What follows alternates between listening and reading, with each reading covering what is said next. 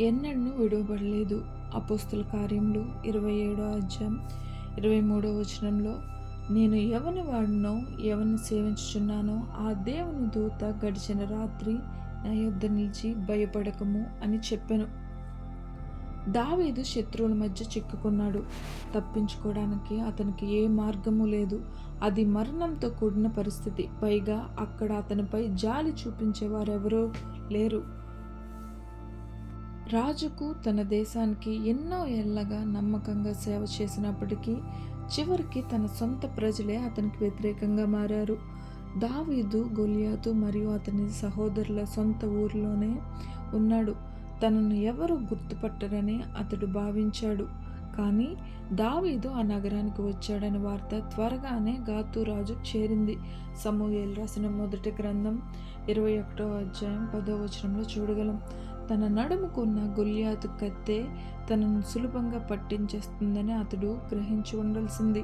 తన స్నేహితుల నుండి తప్పించుకోవడానికి వెళ్ళి శత్రువుల మధ్య దాక్కోవాలని అతడు అనుకున్నాడు. విధి ఎంత విచిత్రమైనది కదా. అయితే మిమ్మల్ని ఎవరు పట్టించుకోనప్పుడు, ఎవరు అర్థం చేసుకోనప్పుడు, అందరూ తొందరపడి తీర్పు తీరుస్తూ నిందిస్తున్నప్పుడు మీరు ఎక్కడికి వెళ్ళగలరు? మీ స్నేహితులేమో శత్రువులయ్యారు. మీ శత్రువులేమో మిమ్మల్ని ద్వేషిస్తున్నారు.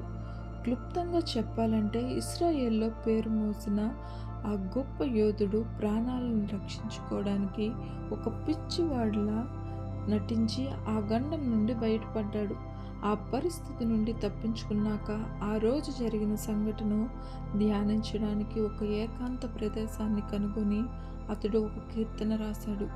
అతడు ఎలాంటి పరిస్థితిని ఎదుర్కొన్నాడో మనకు తెలుసు కనుక ఈ మాటలు రాసేటప్పుడు అతని మనోవేదనని మనం అర్థం చేసుకోగలము. కీర్తనలు 34:1 వచనంలో, నేనెల్లప్పుడూ యెహోవాను సన్నతించెదను, నిత్యము ఆయన కీర్తి నా నోట నుండును. నిజంగా ఎంత గొప్ప విశ్వాసం! దేవుడు కొన్ని ముఖ్యమైన ఉద్దేశాల కొరకే తనపై చేయి ఉంచాడని అతడు గుర్తు చేసుకున్నాడు. అగాధమైన తన నిరాశ మరియు భయంకరమైన ఒంటరితనం మధ్యలో నుండి ఎన్నడూ విఫలం కాని దేవుని వైపు చూసి అతడు స్తుతించాడు. ఆ దేవుడు ఎల్లప్పుడూ మనకు తోడుగా ఉంటాడు. మన తీవ్రమైన బాధలను గమనిస్తాడు. ఆయనే మన సహాయకుడు, మన బలం మరియు మన రక్షణ.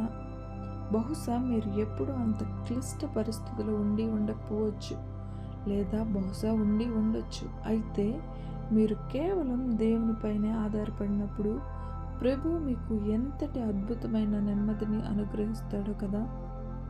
అసాధ్యాలను సుసాధ్యం చేసే దేవునిగా, లేదా సమస్యల గుండా ప్రయాణించడానికి కావలసిన కృపని ఇచ్చే దేవునిగా యుగ యుగాలుగా ఆయన తను తాను రుజువు చేసుకున్నాడు.